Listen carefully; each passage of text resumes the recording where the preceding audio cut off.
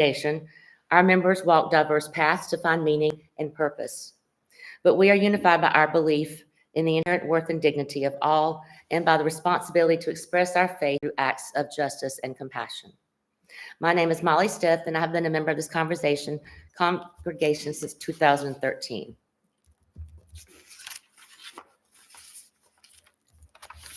Our guest today is the Reverend Scott Neely. He is a minister of the Unitarian Universalist Church of Spartanburg, South Carolina, and a friend of our own very Reverend Pat Jobe.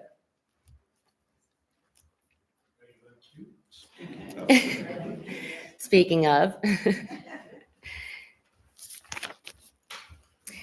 he has been there since 2017. He is a founding board member and strategist for Speaking Down Barrier, an organization that uses facilitated dialogue to build our life together across the differences that divide us.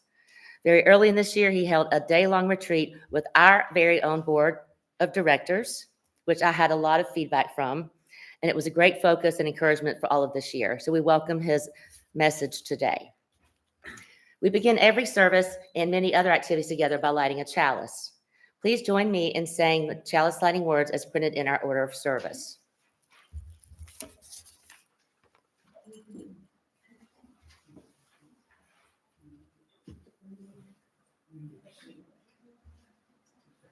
We light this chalice to find inner peace, love for each other, and faith in ourselves. Also to be welcoming to whomever we meet, and kind to all living creatures. So gather around this light of hope as we share this time together. I now invite Reverend Pat to provide our opening words.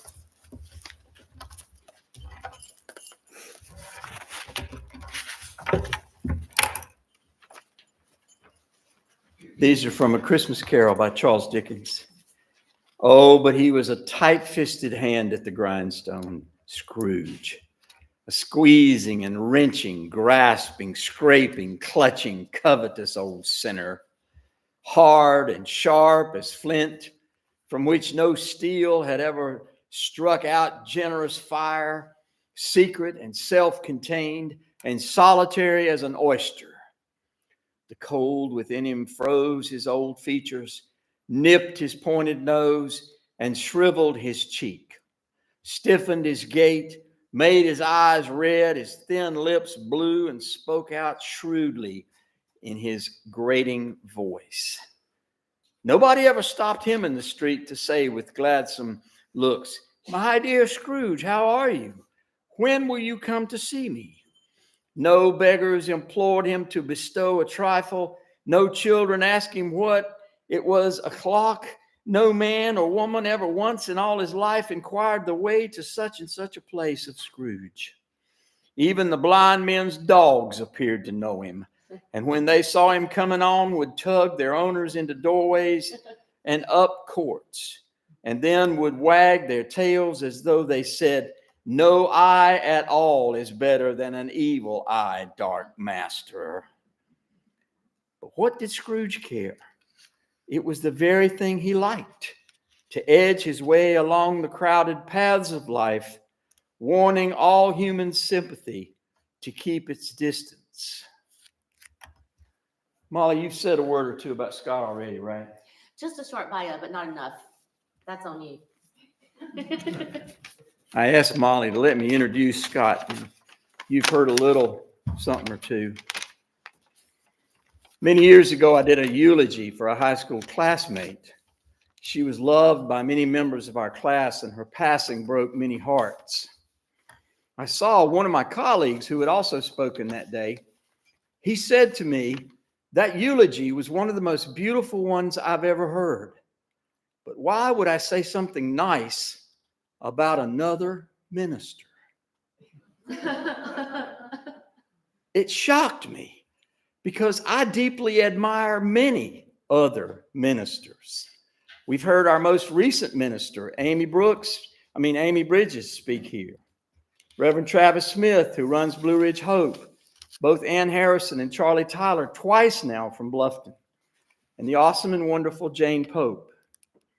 They are all good ministers. But Scott Neely is in a league all by himself. When he asked me if I thought it would be a good idea for him to serve the Unitarian Universalist congregation in Spartanburg, I practically jumped out of my skin.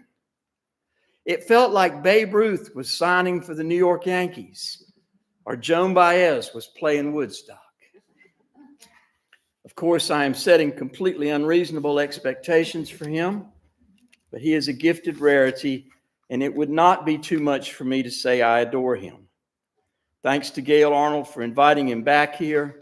Now I'm going to sit down and hush.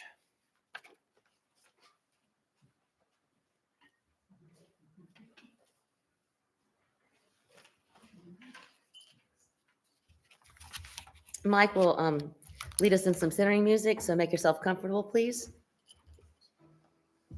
as we prepare to worship together.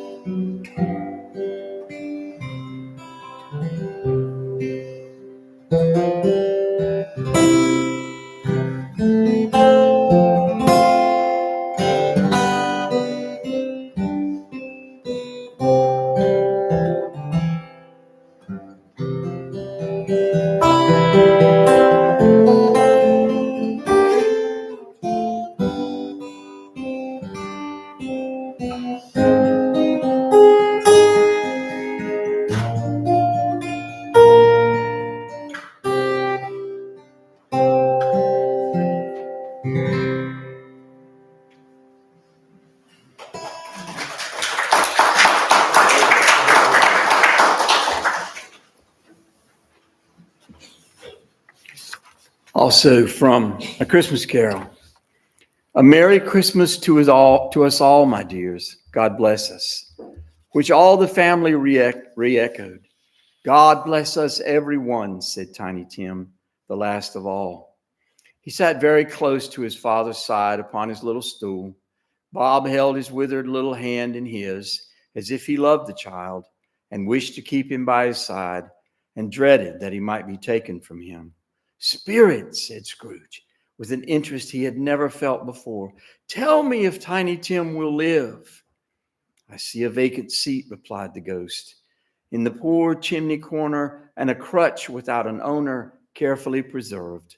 If these shadows remain unaltered by the future, the child will die. No, no, said Scrooge. Oh, no, kind spirit, say he will be spared. If these shadows remain unaltered by the future, none other of my race, returned the ghost, will find him here. What then? If he be like to die, he had better do it and decrease the surplus population. Scrooge hung his head to hear his own words quoted by the Spirit.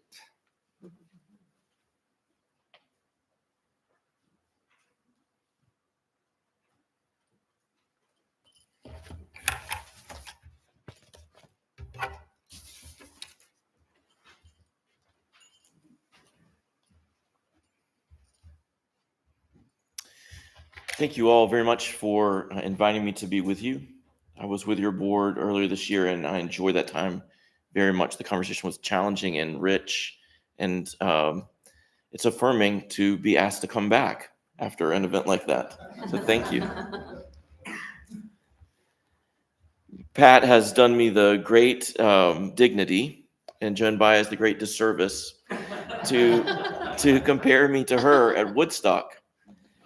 I cannot hope to match her voice or her presence or her beauty or her depth. But here I stand, and we do have ample rain. So if this is Woodstock, I just want to invite you to enjoy the mud and clothes optional as you prefer. Thank you for being patient with Pat and with me. He was more than on time to meet me in Spartanburg, and I was more than late to leave things at the U congregation in Spartanburg to get on the road. We were driving up the interstate, and the rain was coming down, and Pat began to regale me in stories of people's experiences as they approach death, and the repeated experience that people have to whatever we might attribute this, spirituality or psychology or memory or whatever it may be. The repeated experience of encountering loved ones who have gone before us as we ourselves approach the threshold between this life and whatever may lie after. It is a testament to Pat as a minister that I listened enraptured to these stories of people having near-death experiences while hurtling up the interstate in pouring rain. Never once did I question whether we would be incarnate or as ghosts among you today. But it's appropriate too, because in A Christmas Carol, Ebenezer Scrooge is visited by spirits who have a message to bring him about reckoning with his life. And that's what I want to talk with you about today. Join with me in silence.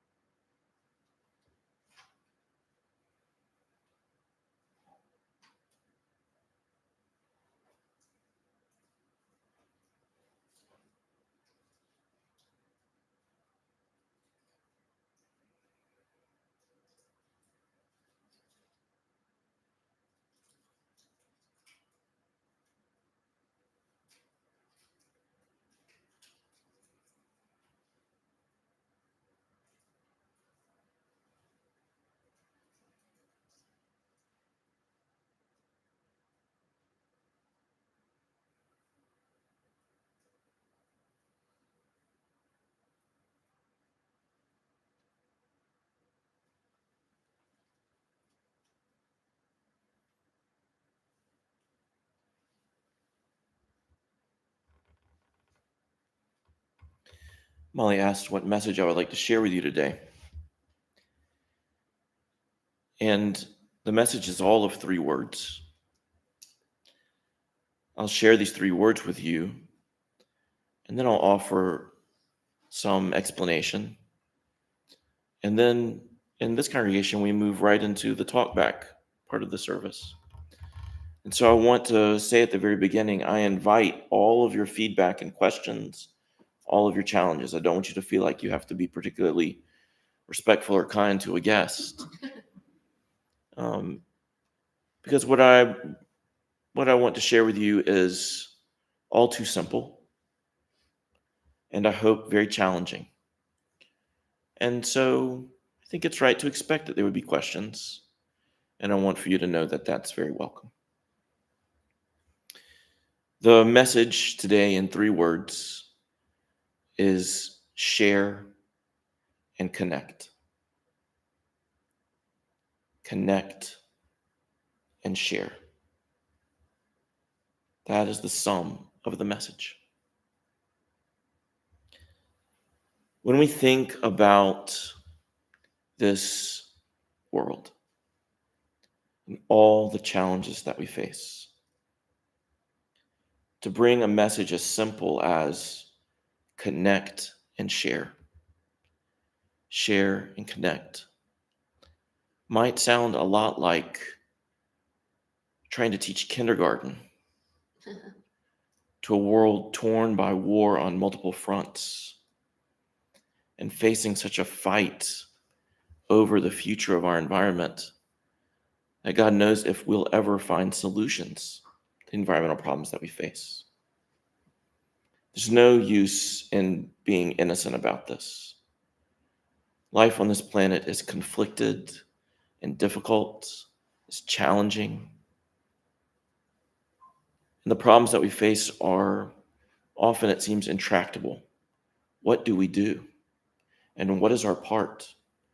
These are the questions that we face every day, that we read about in media outlet after media outlet, that we struggle to talk with our colleagues and our children, our grandchildren about. How do we make life livable on this planet where there is so much at stake and so much uncertainty? Share and connect. Share and connect. Think about one of the greatest causes of poverty in our own country: racism. When we think about racialized disparities in our country, and we could name them across sector, we know that if we are people of European heritage, on average, we have a far better chance of creating a livable life here than if we are people of color, whose ancestry is indigenous to this continent by 10,000 years, or indigenous and stolen from Africa to this continent. We know that racialized difference makes for vast outcomes on average in this country. And when we think about what racism is, we may think about how people speak to each other, how we think about each other, the stories that we tell each other. But all of that is symptom. Racism in this country began with a simple strategic decision by the Virginia planter class before the United States was even in existence. There had been a group of men in Virginia, some of European origin and some of African origin, who were laborers in the Virginia colony. And they wanted a better chance in life. And so they banded together in the 1600s and formed a faction that struck out to fight for the right to claim more land for themselves, to create a more viable existence for themselves and their families. This rebellion, this revolt, called Bacon's Rebellion, was shut down by the Virginia planters, violently put down. and the status quo restored in Virginia. But when the planting class looked back on this revolt and saw the power of laborers of different origins finding common interest and banding together to participate in violent uprising, they conceived of a most brilliant plan. They realized that if they could separate the laborers along some line and de-incentivize them from ever banding together, then the economic hierarchy being put in place in the Virginia colony would have a high likelihood of lasting a very long time. And so they created a set of rules. And the rules went like this. If white laborers hear that black laborers are interested in running away or revolting, and if those white laborers will just tell on the black laborers will be punished, and the white laborers given just a little bit, just a little sense of belonging connected with that planter class, and just a little bit of economic gain, nothing to live on, but just a little bit more. The math was brilliant. If we can separate people from their shared interest and incentivize one group to push down on the other, then the whole economic hierarchy will stay stable and in place.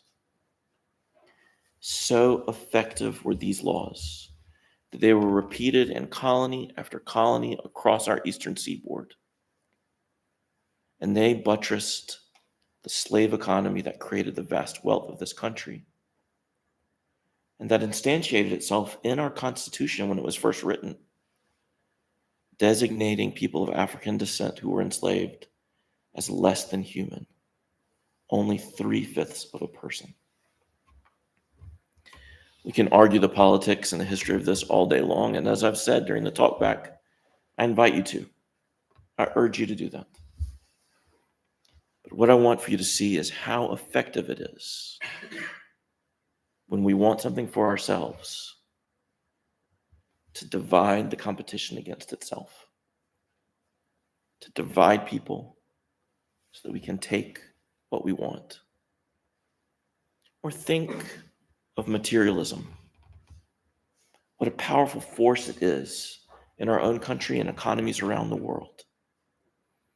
The way that through advertising and through socialization, social status, we have created an entire global economy based on overconsumption. The idea that to feel good about myself, I need to look just a little better than my neighbor, have just a little greener yard, just a little nicer car, just a little more around the Christmas tree. That all of these ideas of self-worth and status are generated by having a little more than the people around me. And our willingness to jump from job to job, to cut hard-nosed deals, to advance our careers as opposed to those of our colleagues in order to advance to new income levels. Just think about the town that Pat and I drove through to come to you today. The beautiful real estate development, the prestigious college, the aspirations of the students attending there. I'm sure many of them want to learn foreign languages. I'm sure a lot of them want to become masters of world literature. But I bet every one of them wants a damn good job when they graduate. And none of us are immune to this. Think of the consequences for the green and living world that we inhabit when our economic measures are based on how much more we can get, driven by our desire to have a little more than everybody else around us. Think of what it does to the living waters and the clean air of this planet and the viability of life for every one of us.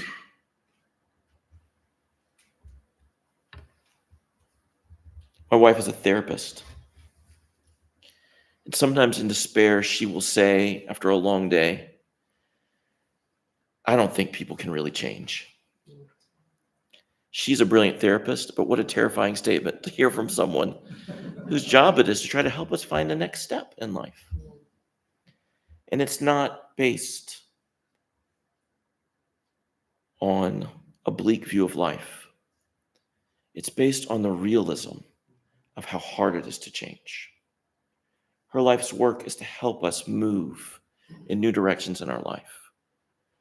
But a lot of her practice is in helping people change just a small behavior, make a small adjustment to take the next step forward, and then the next. And so we hear this story every year of Ebenezer Scrooge, a man who experiences miraculous transformation. He goes from the stingiest metaphor of the British Empire one could muster to a modern day St. Nicholas, almost a saintly figure. And we see all around us the power of that story, the way it calls us to become people of generosity, to become people of goodness, to become people who celebrate Christmas, if we celebrate, for one day a year. And we see how Hallmark and Walmart and every retailer takes that wonderful story and turns it into one more mad rush for year-end profits. What hope is there for us? But when we read this story, we see a man who has isolated himself for gain. He has shut himself out from the world in order to profit. He wants no truck with anyone, to live in profitable isolation. And he has it. All the money anybody could ever want, and all the misery that it buys him. The miracle of this story is that when he awakens to the truth of his life, he chooses to connect with the people around him and to share from his vast store what will help them in their lives. The story is as simple as that. When Scrooge finds that he has one more chance in life, he throws open the windows and connects with the first person that he sees. And then the next, and then the next, from one person to the next, the tiniest web of human ecology in the whole world of human being. Just one person and then another. And the smallest coins moving not to his hand, but from his hand to small hands, children's hands, and paupers' hands, from one to the next. And Dickens traces the way that joy generates with each connection made, each gift shared. And the culmination is that more than one life is spared. Tiny Tim does not die, but also neither does who? Scrooge. The story is sometimes criticized as a cheap out, that charity makes us happy and the world a better place. That's not what charity does. The problems of the world are enormous. They're huge, and it doesn't pay to be idealistic about them or naive. The story is showing us something much deeper, I think, which is that we have built a world of separation for short-term gain. And as the story shows us in Tiny Tim, and as our living world shows us in the rate of extinction of animals, separation and greed kill. As the history of our country shows us, a history of racism and class and of inequality down to today, down to today. Neighborhoods in this town we would drive in, and neighborhoods that we wouldn't. What we see is that separation and greed kill. And the opposite of that is connection and sharing. If we want to turn the wheel of history, if we want to reverse what has been created in this world, the simplest act is just to connect with the person beside you, and then the next, and to share whatever small coins and gifts you have to watch joy generated with every connection made. In A Christmas Carol, 2 lives are spared. And how many more? And think of how those smallest acts of generosity grew into a story that we all share with hope, that there would be beauty and magic, that there would be spirits and hope and possibility every Christmas. And the magic lies in our hands, just to connect and share. This is a season of the smallest acts. You can make the story of the baby Jesus what we will. But one of the things we can see in that story, whatever our belief may be,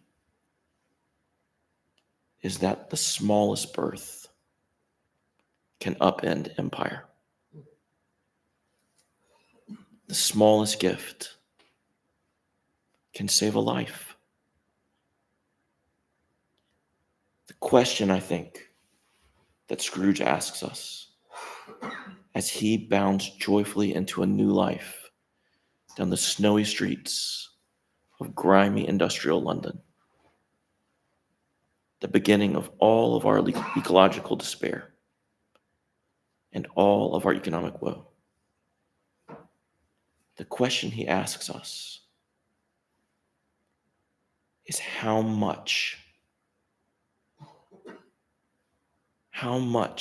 connection and how much sharing through that connection will return to us the life for which we long. The message today is just 3 words: connect and share. And the question is, how much to do it to save your own life?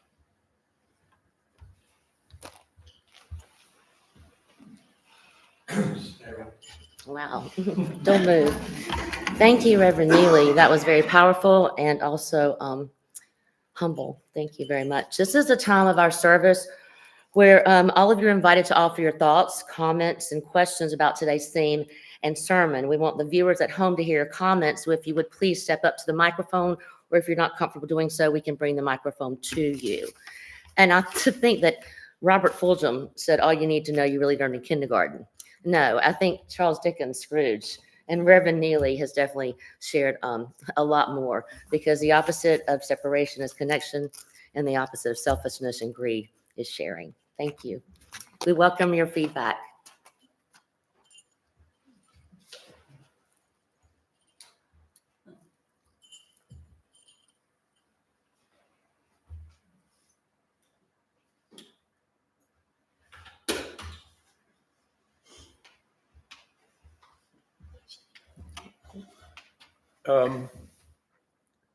Very thought-provoking. Thank you very much. I am an optimist. I think things are going to get better. I think that's why we're here, with people who I think share that point of view. My family was born on the western banks of the Ohio River. You think about the original colonies. They went to the Ohio River, already have been taken from the Indians, but to the Ohio River or to the Mississippi River. Don't forget, Tennessee was always part of North Carolina. North Carolina paid off its Revolutionary War debts by ceding the land of Tennessee to the U.S. government. I was watching a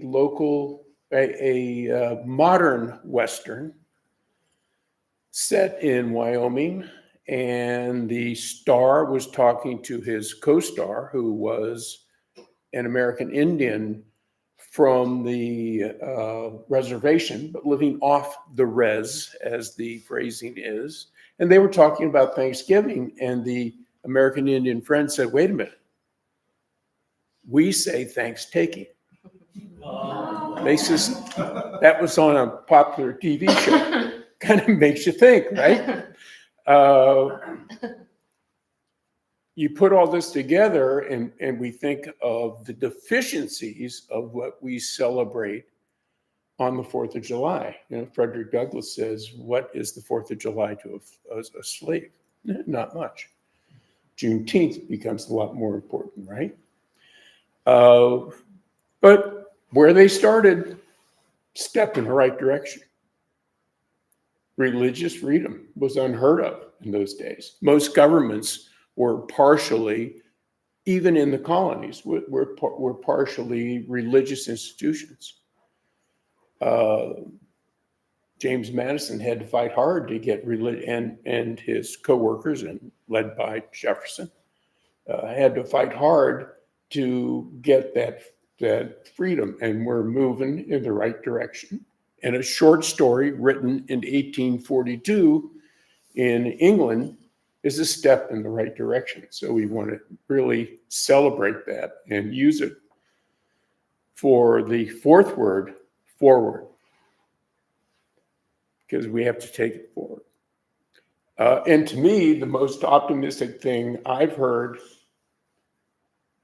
as a pronouncement from a forum, a national forum, was, and I think it was candidate Biden talking about democracy as a work in progress. Let's take it forward. Thank you, Jim. Jim?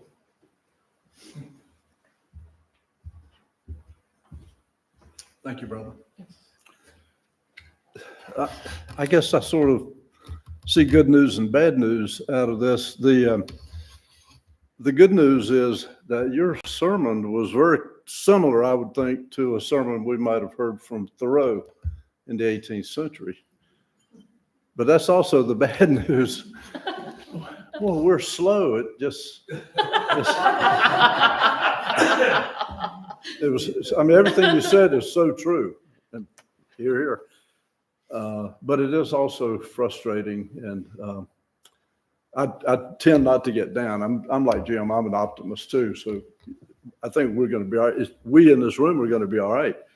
But it is frustrating and sometimes discouraging. You watch political news and you think, can I just get into bed and cover up my head? So you can deal with that however you like, but I did enjoy your presentation, and to be compared to Thoreau, it's not bad. No. Do I respond to these, or do I not? Sure. First of all, to start with Joan Baez and go to Thoreau, I can't wait to hear the third. I appreciate it very much. Yes, whenever I speak, immediately when I'm done, I think, oh my God, I forgot to say all these things. And that's just how it goes. Two thoughts on optimism to just keep us all moving forward. One of the beauties that I find in the story, and I think part of what makes it so enchanting to us, is that the acts done are very small, but they resound. Saving a child's life is considerable. Saving 2 lives even more so. And frankly, for all of our materialism, altering our own culture through this one story is a small act reverberating. And so I may have come off as very glum here before the solstice. What I mean to say is the simplest acts of connecting and sharing are massively transformative. and accessible to us all to do. Right? We can do them. So I would urge, rather than putting our head under the bedclothes, which is where Scrooge finds his corpse when he's looking into the future, right? Is instead to throw open the window and begin to connect with people, right? To break the separation and to share. The other thing, to go to the political, that I find so powerful about this is that this is the teaching of kindergarten. Mhm. And in a time when, maybe always, political opponents are quick to write each other off by ascribing, ideological black marks to each other. You're this, and therefore we're not going to listen to you anymore. You're this, therefore we're not going to listen to you anymore. That insisting on these very simple acts, I think, breaks through some of that impasse, some of that ice. I mean, I've invited you to say anything you'd like to say back, and you're welcome to. There certainly are political and economic theories of selfishness. But really, who is going to argue with the idea of connecting and sharing, right? It's a relatively unassailable position. And I hope, not necessarily transcendent of politics, but that it punches through the way that we get set into our political ideologies. And instead urges us to just help each other, just connect with each other.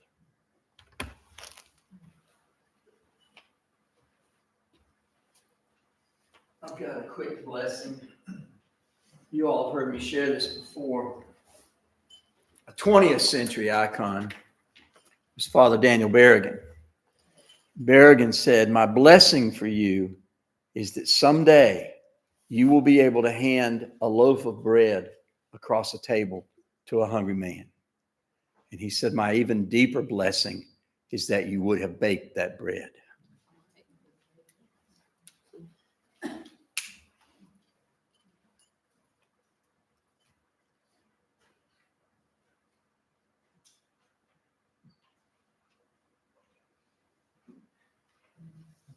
I'm glad you said that.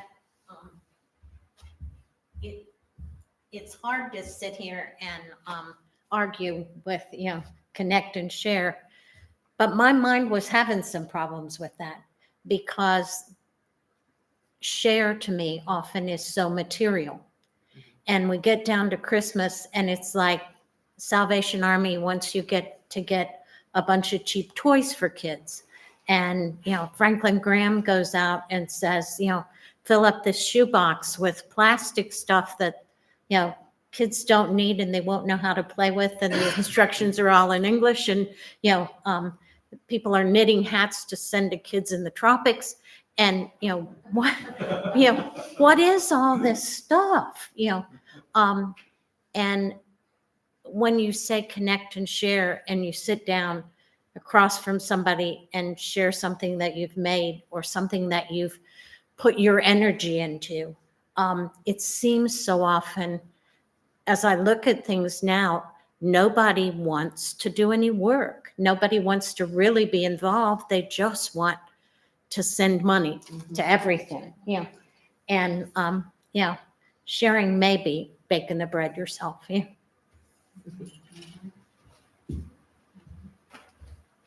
This from a woman who served easily 30 meals on Thursday.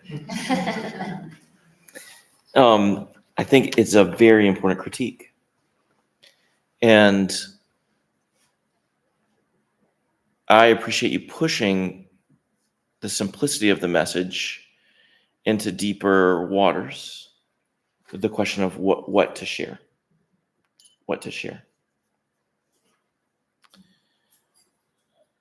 I remember being in a discussion now some time ago with a business leader who said,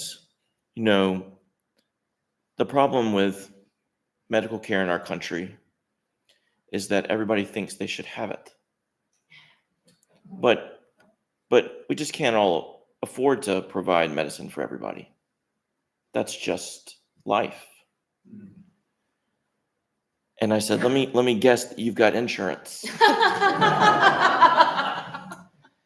So I think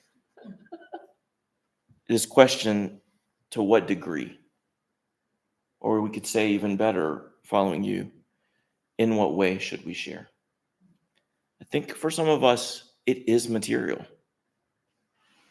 Some of us have been taught that it's good business to keep our fists clenched tight, and that somehow we have a right to a life that other people don't have a right to. And I think Dickens is screaming at us that that is the path of death, right? But for others of us who are not so tight-fisted, there may be much deeper ways to share that are not material. And I would just say, yes, do that.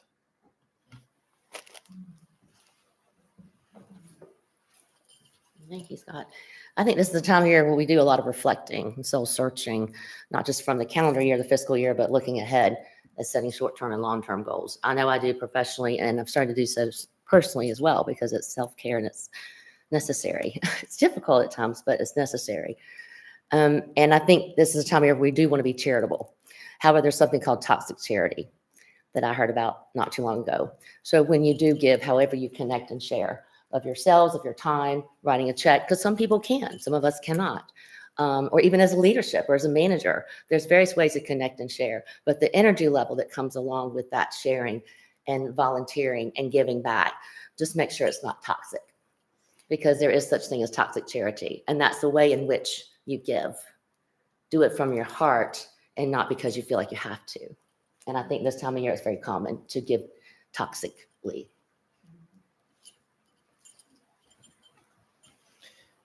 Yeah, one way we could interpret several of these comments is watch out for the trap of materialism, that it sucks us right back in. So I was working with a group last year, and I gave them all a copy of A Christmas Carol. I love the story. I read it every year. My kids are so sick of it. And I just pointed out to them that one of the biggest gifts that Scrooge gives is entering into the life of that family. He becomes like a parent. And some of you will have heard some recent research that to have a thriving childhood, you need not only one or two parents, but a whole network of parents. Call them allo parents, right? A whole web of parents. And Scrooge becomes that in the family of the Cratchits. But the other thing that he does is to decide to pay his employee a living wage, right? Which is not about charity at all.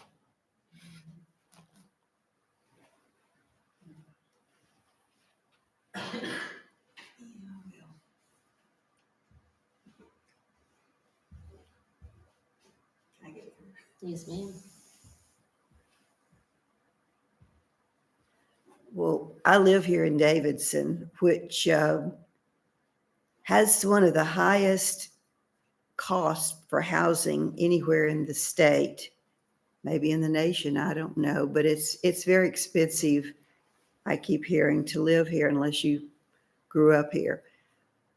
But last night in my neighborhood, we put out luminaria to benefit the Davidson Housing Coalition. Now, there's an irony here in that not many of the people we're supposed to help can afford to live here, even if we subsidize their housing, but we do subsidize it.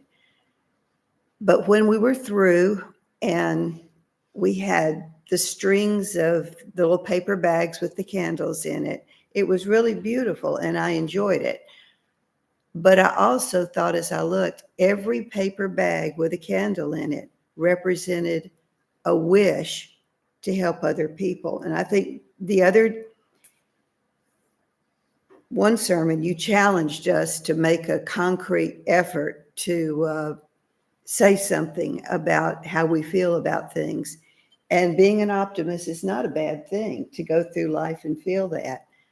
But it was beautiful last night. And I wish you could all pass my phone around and see my pictures. But it was a representation. We had to donate to the Housing Coalition in order to get our luminarias.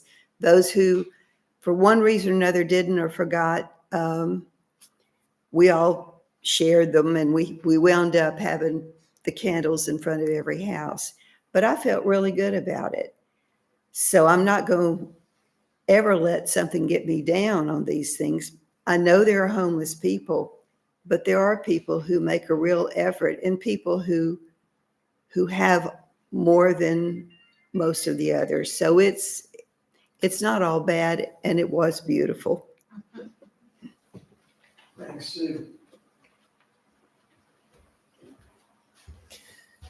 It reminds me of this quote that was on the wall of the philosophy department of my undergraduate college by the great existentialist theologian Soren Kierkegaard. Lived in Denmark at the end of the 19th century. And he was famous as a social critic. And it said, every Sunday, the court-appointed chaplain stands up in this beautifully constructed sanctuary and preaches to the king, the royal retinue, and all the ministers a sermon about a baby who came to live in poverty and to teach us to share. And nobody laughs. The criticism being that we're very good at telling ourselves stories without reflecting on our lives. And I think it is a great credit that in this congregation, we are doing that reflection. Kierkegaard would say Merry Christmas to this group of folks. Mike, come play some music. Oh.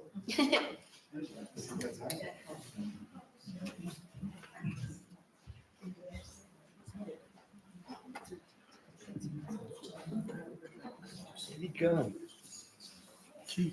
A. Let's start at the top of the alphabet.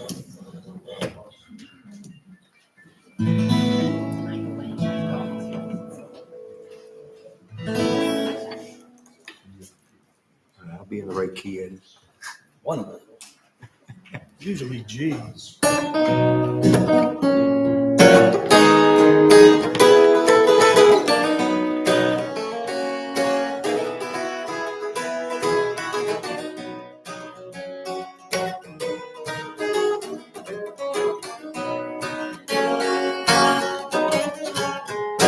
I was young and so outrageous, and the weather was contagious, but I'm sliding down that slippery slope today.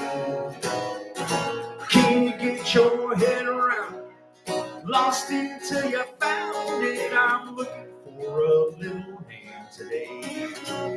Ooh, hallelujah, what's it to you? Jump on up, let it through ya. Hey, everybody's looking for the way. Hallelujah, get it through ya. Jump on up, let it roll ya. Everybody needs a hand today. That's what I'm talking about now.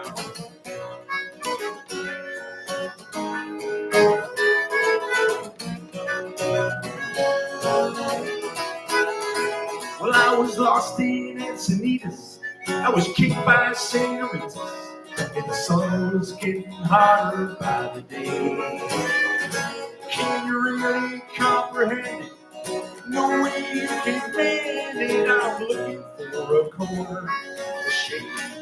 Ooh, hallelujah, what's it to you? Jump on up, let it through ya. Hey, everybody's looking for the way. Hallelujah, get it through ya.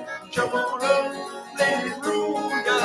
Everybody needs a hand today. Needs a hand.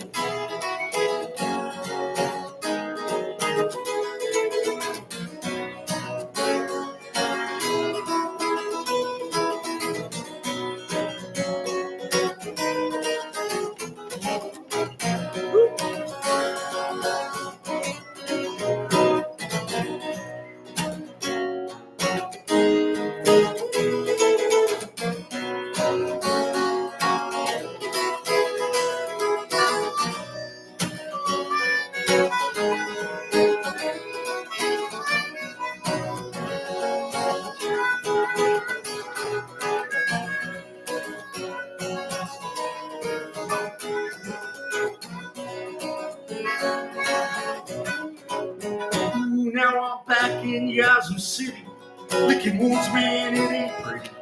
I'm selling everything I've ever saved. Hey, I don't need no silver platters. Give me one damn thing that matters. Time is rushing by me like a wave.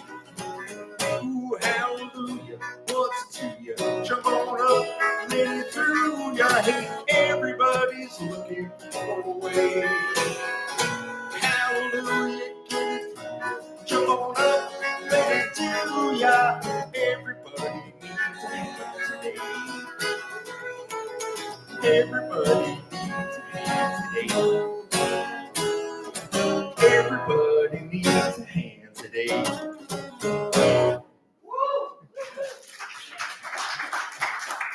Thank you. Starting for lunch and for ready. He's a master, though. He's a master Thank pro you. at filling in. That's one of my favorite originals. Thank you. I hear it, like it. Thank you, Mike. Thank you, Eddie. And thank you, Reverend Neely. This fellowship is important to us all. The contributions we make today allow us to sustain and grow our congregation and to reach out to our community, both nearby and in the larger world. Your giving affirms our commitment to each other and to the community.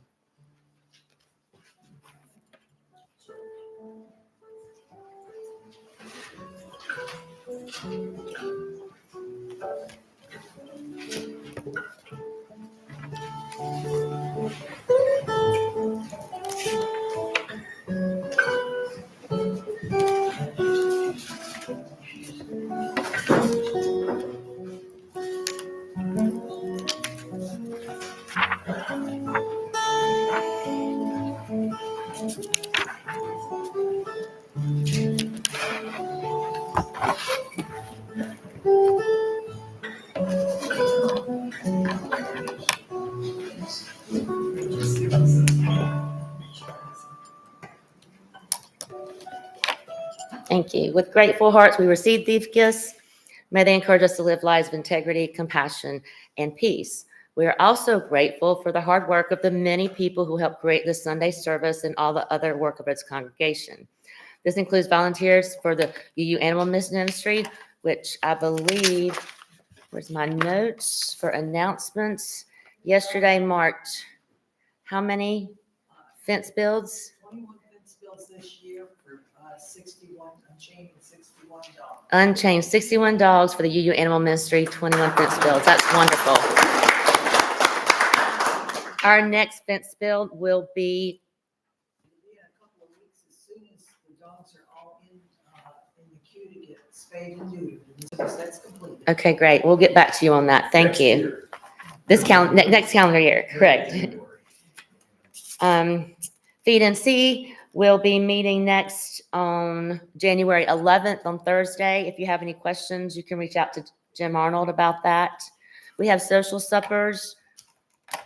Anyone who's interested in that can see Linda Heidenberg. Today, we are going to Fusion Bowl in Cornelius Let me know if you're going. with Linda. And then, let's see, Children's Exploration, we're taking off for the month of December, my understanding, and Movie Tuesdays. Also contact Linda if you're interested in Movie Tuesdays. Are we still doing Tuesdays? Sarah, we're going Tuesday. Okay, all right. Right. Our closing song today is in your gray hymnal, number 238. Please stand if you are able, within the shining of the star. I promise it's in CA. CC.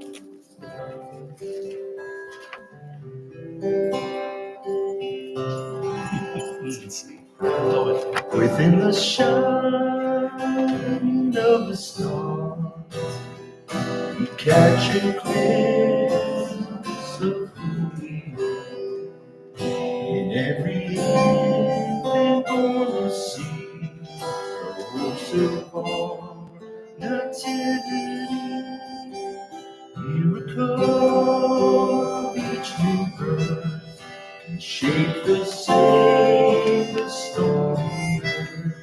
Triumphantly, the newborn's cry strikes echoes from the waiting sky.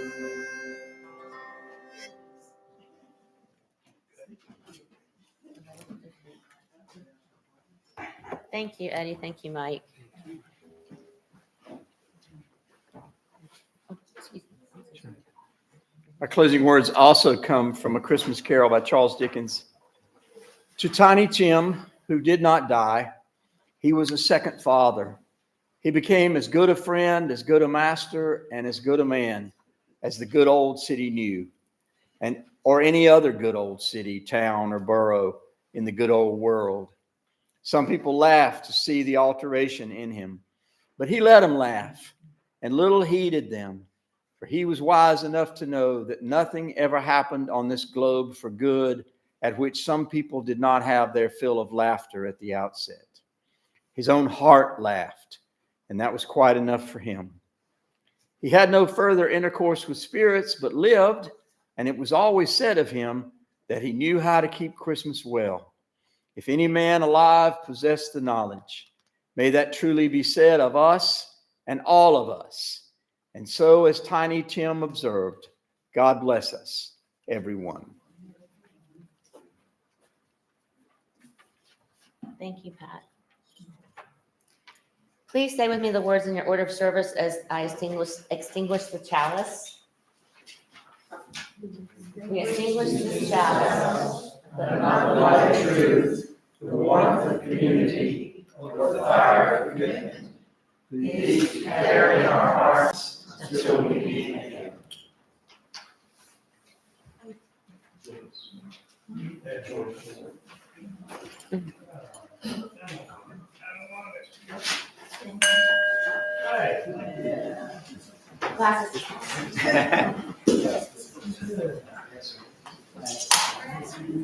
I think it's so good. It's so